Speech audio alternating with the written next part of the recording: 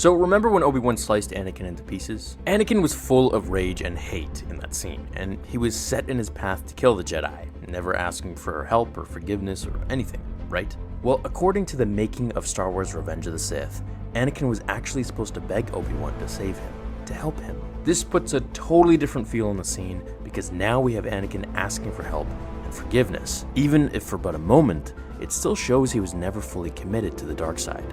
Or it shows his treachery that he was going to use Obi-Wan's help to somehow kill him or throw him in the lava. Now personally, I think this is the moment that Anakin could have been swayed back to the light.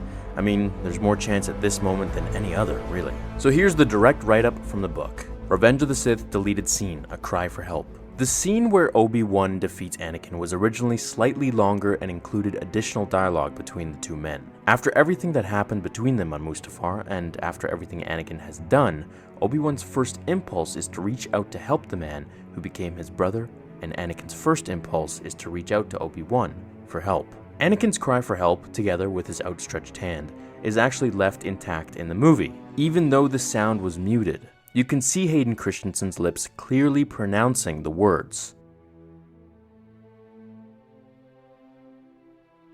Christensen groans to get into character, and then gives an emotional delivery of the two lines, "Help me, Master," and "I hate you." The making of Star Wars Revenge of the Sith by J.W. Rinsler documents the filming of that dialogue, and there's actual behind-the-scenes footage where Obi-Wan refuses to help the fallen Jedi. It's only then that Anakin's eyes turn from blue to Sith red. This revelation adds a new dimension to the scene and makes it even more heartbreaking. "I love you, but I can't help you." According to this book, after Anakin implores Obi-Wan to save him, George Lucas asked Ewan McGregor to say, "I will not," softer, almost to himself, because after Anakin bursted into flames, it's as if Obi-Wan was talking to a dead person. That's why he also suggested, to drive home this point, that McGregor changed the words in the script to the past tense. "I loved you." Ewan agreed, but pointed out that his subsequent line would have to change to, "But I could not help you." Lucas also explained that what Obi-Wan is basically saying to Anakin is, "You were my only hope.